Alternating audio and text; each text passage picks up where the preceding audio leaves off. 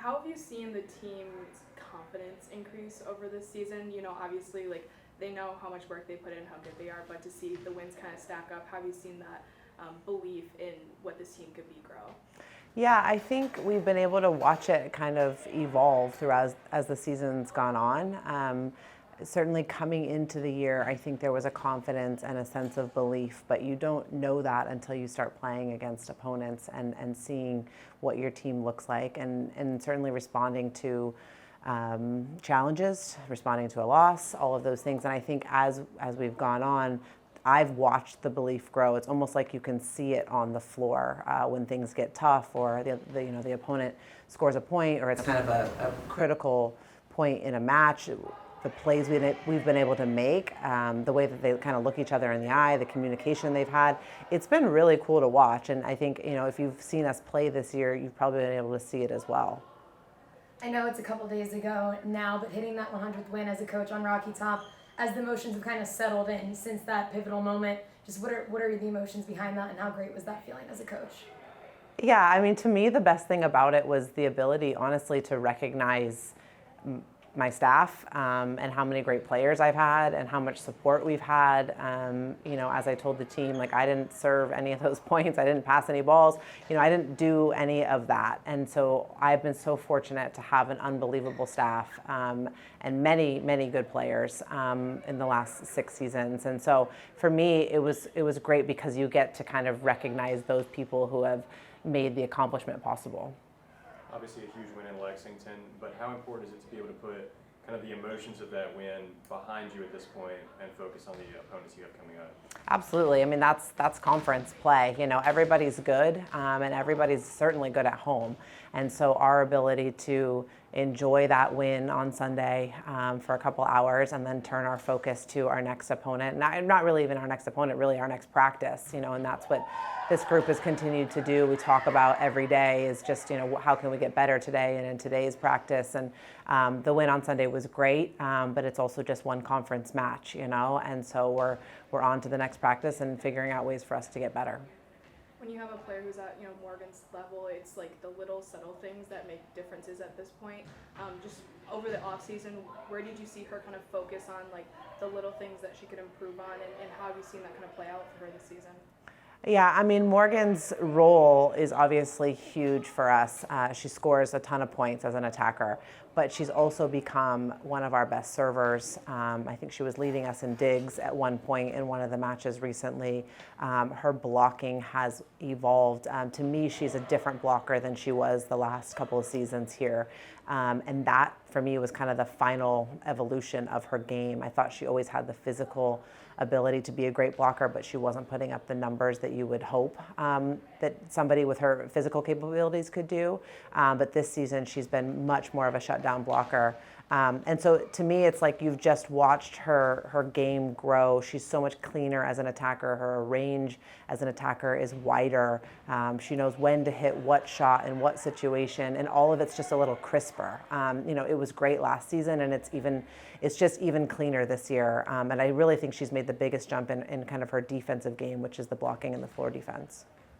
When you look at Caroline Kerr as someone who first year playing on the court in games, do you ever think about how she could become like a Morgan in the future? Because all those years that Morgan has put in, whether it's with her work ethic or just her sheer ability on the court, do you look at her as someone who could be kind of representing the face of the program in a few years? Yeah, I mean, I think Caroline is obviously off to a great start, and she's having an unbelievable redshirt freshman season. To me, what continues to separate Caroline is just her composure and her confidence and her work ethic. And, I don't worry about her getting complacent because she's such a competitive kid, And so I think, as she continues to get better, even in this season, she gets better throughout matches. And to me, the bigger the moment, the better she's played. And I think that's always such a good sign, is when, things are on the line or you need a play to be made, she's in there and she's not afraid of it. She's, looking forward to it almost. And so I think, down the road, as she gets older and she gets more experience, certainly, I think her leadership capabilities already are great, and they'll continue to grow.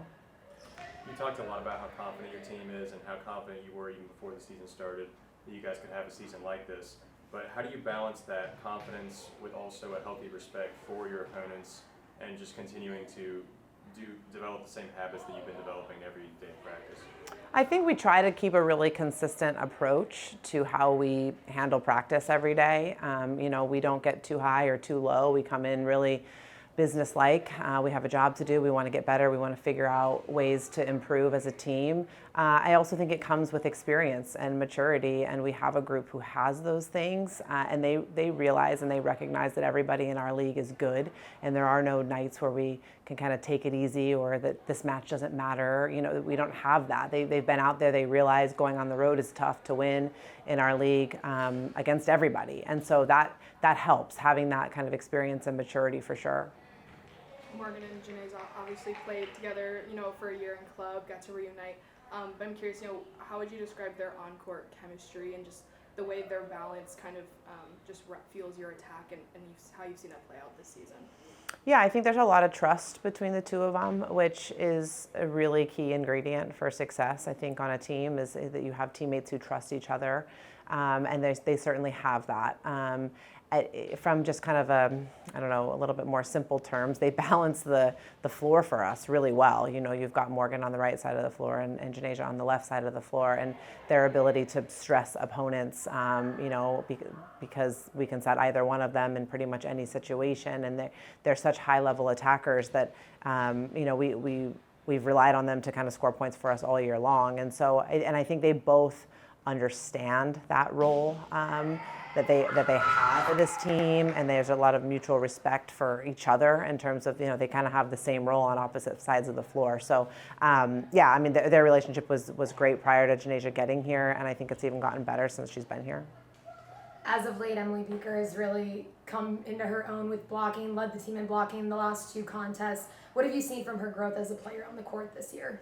Yeah, I'm so glad you asked about Emily Beaker. It makes me so excited to talk about her because she is a player who has just quietly worked and worked and worked, and she's had some injuries early in her career, so she didn't get as much time, as training time early on as we would have liked, or she would have liked for sure. But she has just, she's really worked hard, and even this season, when we came in and she wasn't necessarily the starter to start the year, she just said, I just want to keep competing, I just want to keep getting better, and that's what she did, and she got an opportunity in that Wisconsin match to come in, and she really helped kind of turn things around for us, and she hasn't really come off the floor since, and so I'm honestly so proud of her, because she was put in a position that not all players thrive in, I think, the way that she has, and she's just quietly done her job, and now I think you can see she's starting to gain some confidence while she's out there, and you've watched it grow in that Kentucky match. Just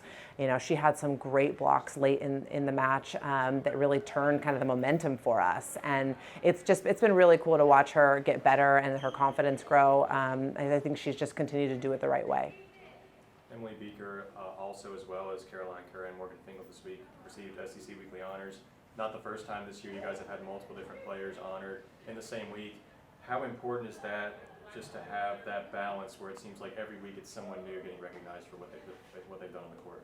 Yeah, I think it's a sign of a really good team, in the sense that we've got, obviously, as we talked about, Morgan and Janasia, and they are big-time point scorers, but we can give the ball to Emily Beaker, and she's been able to score at a really high efficiency, and that's what you want. For us, the job of the middle blocker is they've got to block balls. That's kind of, we've talked about that with them, and their role, they've got to be a defensive player first. They've got to slow opponents down, but the ability for them to balance our offense, so it's not just Morgan and Janasia and Erica scoring all the points. It's the ability for us, and especially if we're going to pass the ball well, to keep defenses honest, to have Emily and Kiki and Claudia, whoever's playing in the middle spot, for them to be able to score in those situations. It just helps the overall offense. It seems like at certain points in games, like your team has really put the pressure on from the service line. Whether it's a few games getting in double digits with aces, or just making that first pass really difficult. Was that an emphasis going into this season? How has that kind of evolved for you guys, where the service line becomes the point of attack almost? Yeah, I'm really happy about our serving, which I haven't been able to say for a couple of years. So it's nice to be able to talk about our serving in a, it's helping us. And I think when we first got here, a couple of seasons ago, it was an area that we really felt strongly about. We got to get better at serving. It's taken us some time to get there, but I do feel like we've become one of the better serving teams. And it's definitely, again, it goes back to having experienced players. It goes back to having players who have done it for a while. I mean, Caroline Kerr is a really good server, and she came in a really good server. But players like Ashlyn King, who have maybe come in and they weren't, I would say, at the level of server that they are now, because they've just worked at it and it's something we've talked to them about, and they recognize that that's their role. They've got to be able to come in off the bench and put in a good serve. And so they've taken the time, they've spent, whether it's film study or whether it's just hours in the gym by themselves. It's kind of the one skill you can do alone. They've put in that extra time to be able to become a really good server. And now I feel like we've gone from maybe having 2 or 3 good servers to having 6 or 7 good servers that we can put out in the match, and it doesn't give the opponents a break. 2 SEC contests under your belt. How much unlocked potential do you still feel like this team has that we still haven't seen yet out on the court? Yeah, absolutely. I mean, the goal obviously is to continue to be the best team we can be at the end of the year. I mean, that's the goal, is we want to keep getting better. And so when I look at this group, I think, yes, we're doing a lot of things really well, but there's certainly a lot of room for improvement. And one of those areas is the blocking and the floor defense, which we've kind of been talking about the last couple of weeks. And I thought this last week we were terrific in that area, and so that's like, okay, we're getting there, we're getting better. Now it's, can we defend on the floor the way we're, kind of picked it up as blockers. But as the season goes on, there's still room for growth. I mean, we haven't necessarily had, we haven't had, I wouldn't say like a perfect game. I mean, there's been, we come back and it's like I watch the film back and I think, oh, we got to be a little cleaner there. We got to, be a little crisper there. That situation, we need to make this decision. And so there's some of those things that we can only learn through competition. And I think we're getting there, but we still got a ways. Kentucky's obviously a very athletic team, very talented. What does Mississippi State bring that's a different challenge than Kentucky? Yeah, I mean, well, I would say number one, they're kind of a newer group playing together, and I think they're playing with a lot of confidence as well. They've got, they had some key transfers come in and have helped them quite a bit. Again, some older players who have been, some of them even from our conference have come in, and so they've got experience. Obviously, they're playing at home, and so the challenge is going on the road and being able to beat a pretty experienced, confident team in their gym.